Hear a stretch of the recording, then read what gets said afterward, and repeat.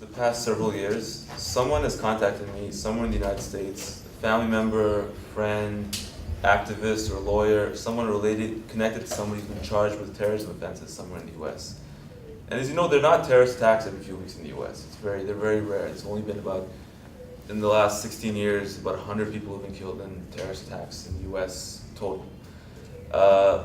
Because over the last 20 years, the definition of what constitutes terrorism in the US has been broadened very precipitously. And as Kathy was talking about, it hinges around this idea of material support. In 1994, this law was passed establishing the idea of material support for terrorism being a crime. And what that law did in effect was it criminalized a very broad range of activities which had nothing to do with violence. And as Kathy was mentioning, speaking out on behalf of a banned group, so supporting them in some sort of tangential way, which is very open to interpretation. And actually, this happened pre-9/11. It didn't have to do with the idea of terrorism as we think of it today. It was very much tied to the Palestinian issue. And this perception that in the United States, Muslim American organizations were supporting Palestinian militant groups which were in conflict with the Israeli government. And the initial prosecutions under material support were all around this issue. And they also tied back to an investigation which again predated 9/11 by almost 20 years, called vulgar betrayal.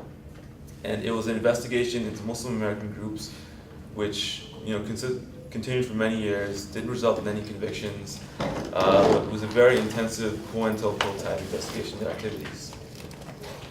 Now when you fast forward to 9/11, you entered what I think was the first era of terrorism prosecution in the US. A few weeks after 9/11, Bush went out onto the White House lawn and gave a speech naming several dozen charities and civil society organizations which were having their assets frozen and were being connected in some way to the 9/11 attacks. Over time, we came to see that none of these organizations had anything to do with 9/11. They weren't connected to Al-Qaeda. They're totally separate. But this was the first salvo in a wave of prosecutions which targeted people who in many ways were the elite or the pillars of the Muslim community in the United States. They were academics, they were heads of charities, activists, civil society people, owners of large businesses, very educated people. And they were very much targeted by the FBI and law enforcement organizations and the press and associated with terrorism. Some of the very high-profile cases you may remember, the Holy Land Foundation, Mercy International is one, Save the Children. People who ran charities were sent to prison for many, many decades, and they're still in prison. These cases were conducted very sophisticated means of surveillance, infiltration of organizations with informants, pressuring people to cooperate with the government or facing any number of consequences. And for about a decade, with some exceptions like the Newberg sting and the 465 case, which the Intercept was written about, these were, if not the norm of terrorism investigations, they comprise a very significant chunk of what we considered terrorism cases in the US.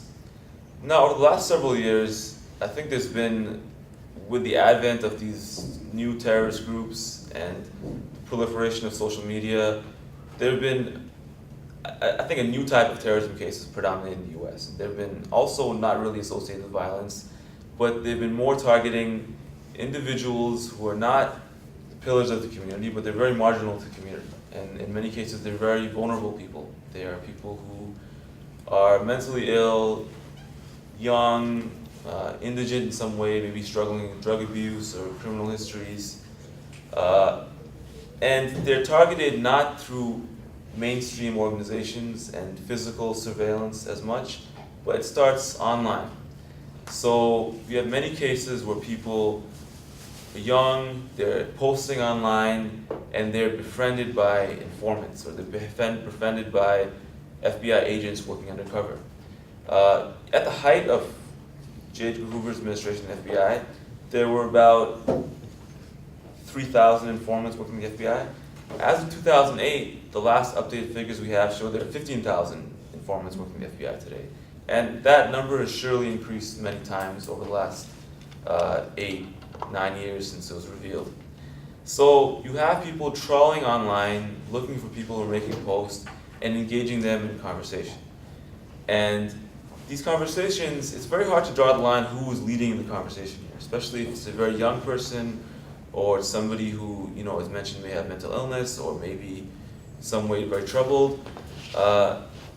You have, over the course of many months, sometimes over a year, them becoming friends with people online, oftentimes multiple people, and all these people are working for the government. And they have a job, which is to make arrests. Their job is not to dissuade you from doing the bad thing or talking to your parents about it or somehow diffusing the situation. Their goal is to generate a case out of this. So in many cases, they effectively are encouraging people who would not or could not carry out an act of terrorism on their own because they're not able to, because they simply don't have the capacity, or they didn't have this thing called predisposition, which is very difficult to establish, and as was mentioned in the conversation earlier, is not really necessary for these cases any longer. So there are a couple of cases I want to talk about in particular because I think that they really speak to this phenomenon. There's hundreds of cases, about 148 cases since 2014, and several hundred cases before 2014, before ISIS and so forth. But I think they're very emblematic of this phenomenon. But a year and a half ago, I got a call from a woman in Arizona, and she mentioned that her son had been arrested on terrorism charges. Her son had been arrested actually 2 weeks after his 18th birthday. His name is Maheen Khan. And Maheen Khan is someone who, I asked medical records, I talked to people who knew him. He had the mental capacity of someone much younger than 17 at the time this investigation was reaching its peak. He was probably a mental capacity of someone closer to 11 or 10. He couldn't tie shoelaces. He couldn't really go to school. He didn't have any friends. He was in and out of mental institutions. And he actually first came to FBI attention when he was 15 years old because he sent a threatening letter to his teacher, and he'd been checked into a mental institution.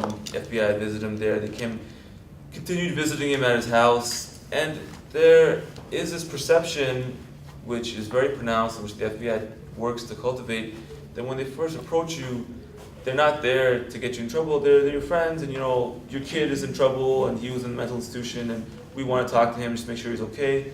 So they actually continued meeting with this kid for years up to the time of he was arrested.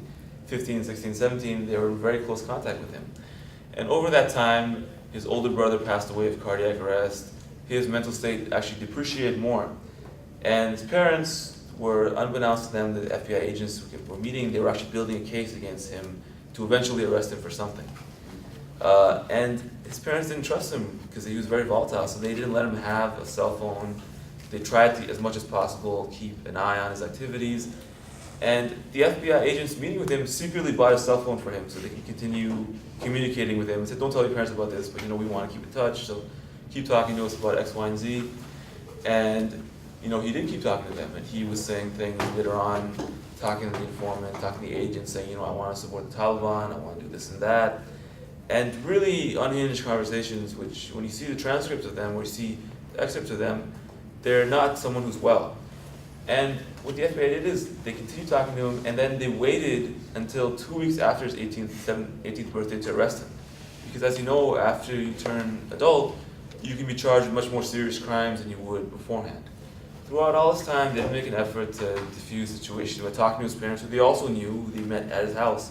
They just wanted to make an arrest out of this case.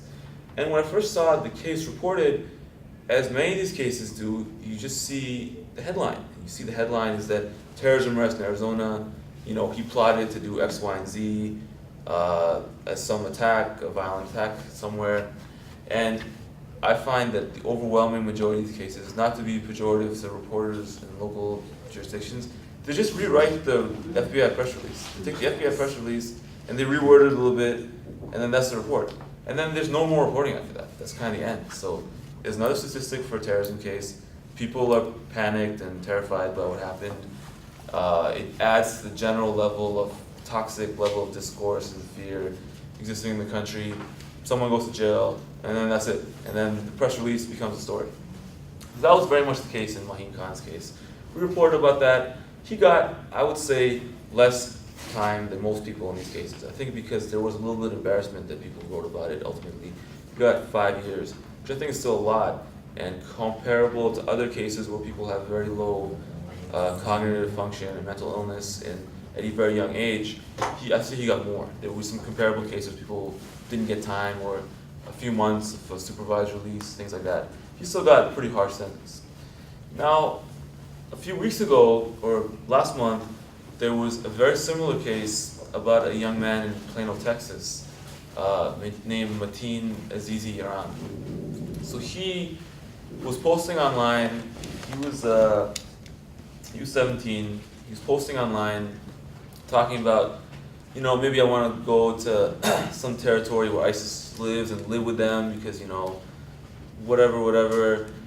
And he was talking about this to someone who was also an informant. And they were having conversations for several months, and then the informant introduced him to another person who was also an informant, and they introduced him to a third person who was also an informant. I think 2 of them were informants, and one of them was an FBI agent. One of the informants, made arrangements to come to visit with this young man in his hometown, and they walked around, they talked about things that they could have done. And, he was making also very troubling statements. He was sort of flip-flopping back and forth between leaving the country or carrying out an attack in the United States, neither of which he seemed to really have the ability to do because he was also being scrutinized by his parents, and he was also very young.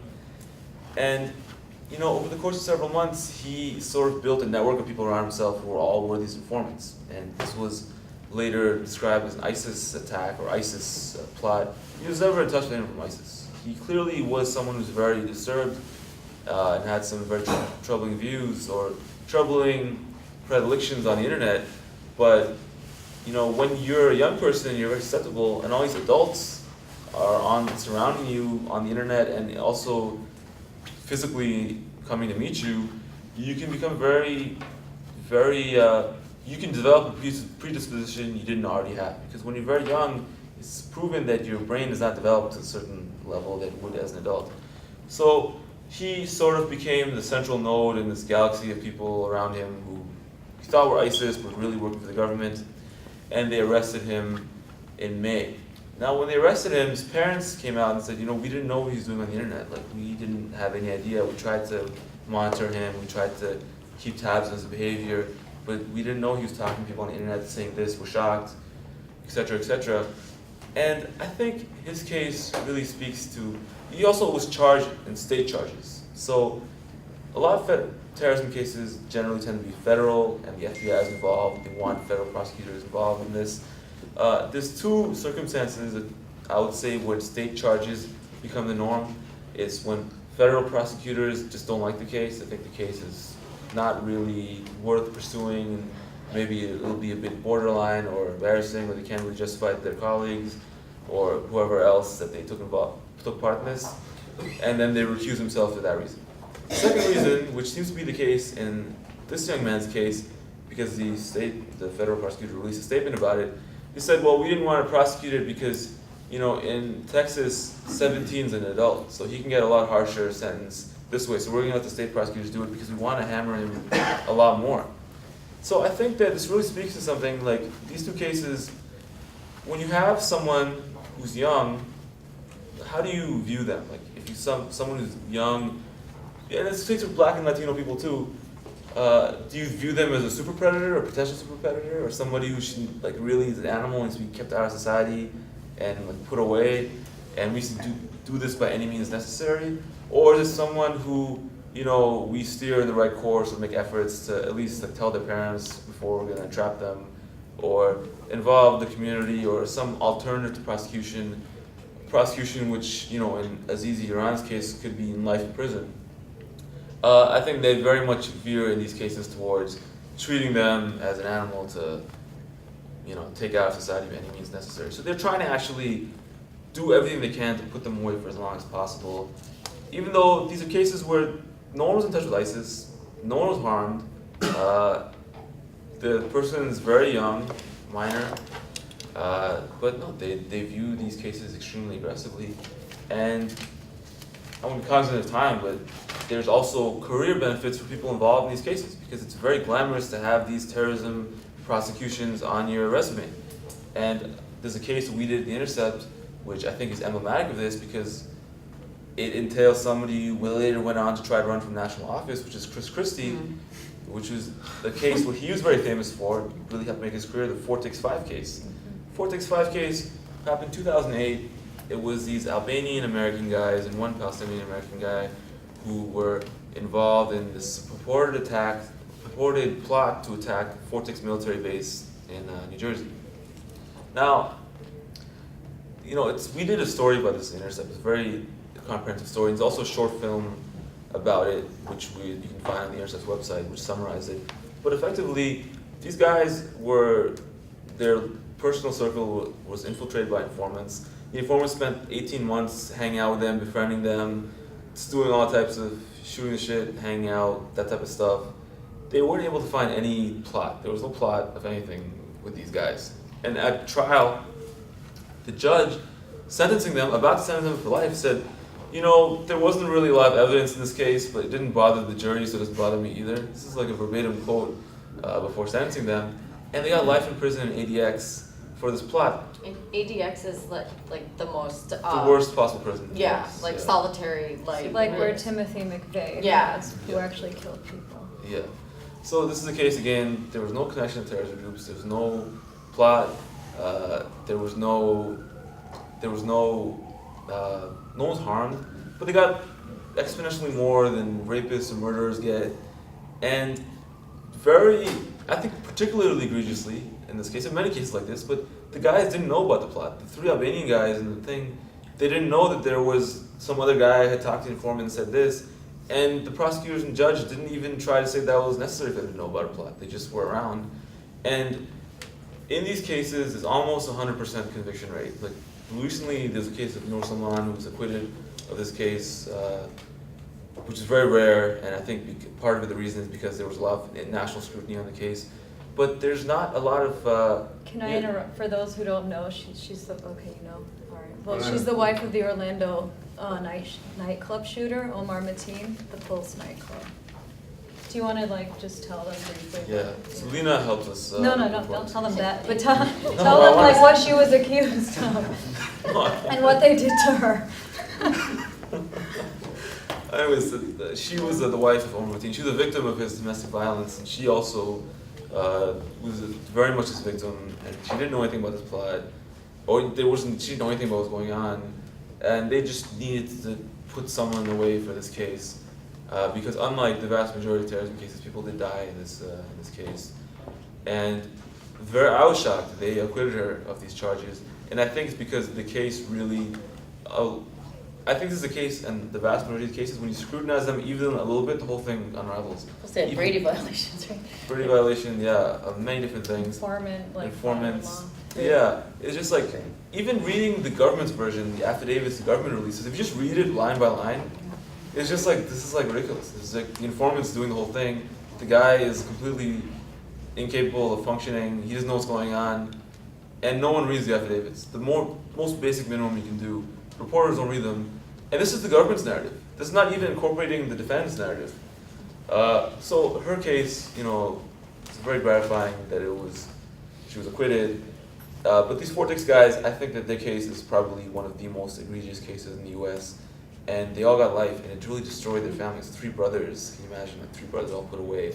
Very hardworking family, very sort of would have been like an American dream type family in different circumstances. They're really ruined, and Chris Christie made his career in that case as a prosecutor, and there are many prosecutors that are eager to make these cases. Because Barim would have been, except he was too young. Barim would have been, the one other brother, they want to get him too, he's just too young to involve him. There's just not incentive to question it, there's not incentive to really acquit them or care. The press is not scrutinizing them, it's just a churn of these cases. And I want to just conclude by putting things in big perspective. There are some legitimate cases here and there. There are some cases where there is a need for people, or they could have been justified on some basis of law enforcement being involved. But those cases, of the several hundred cases post 9/11, they're very, very few and far between. The thing is, without the steady drumbeat of these spurious cases, they cannot justify the national security state which exists now in the U.S. And there was a study released earlier this month or last month by the Center for Public Integrity, finding that since 9/11, there have been $2.8 trillion spent on counterterrorism in the U.S. Just counterterrorism, never mind the wars, just on counterterrorism. And in that time, there have been 100 people who've died from jihadist terrorist attacks in the U.S. In that same time, in 2016, 20,000 people died just from opioid use, from fentanyl use alone in the U.S. So it's $2.8 trillion. That money is being disseminated out to law enforcement, to hire people, this whole world of think tank people getting paid $16,000 a report to talk about the Nazis. It's just this huge terrorism industrial complex which can only continue existing out of these spurious cases, out of these informant cases. Because if that stuff went away and these stories went away, people would ask, where's our tax money going? Why are we spending so much money when there's other things happening, when there's almost statistically a nil amount of casualties from these attacks or these cases? And it can't be justified without that. And also this terrorism industrial complex, they generate so much mental attention on this phenomenon that you start thinking the only violence happening are these cases. Like this case, every once in a while, this is violence. And then it helps you ignore the background violence, which also has existed, wrapped up precipitously in the last 15, 16 years, which is violence of the wars. Those just become like background noise to reality. Like violence, terrorism, when it happens, we notice that, and then everything else is just business as usual. It's just the weather. So I find that these cases, they serve a purpose on the micro level of just scaring people, helping make their careers, but also on the macro level, there's an ideological purpose, and there's a justificatory purpose for people's budgets and for foreign policy. And yeah, I think that is how these cases, why they continue in the absence of any legal or moral reason.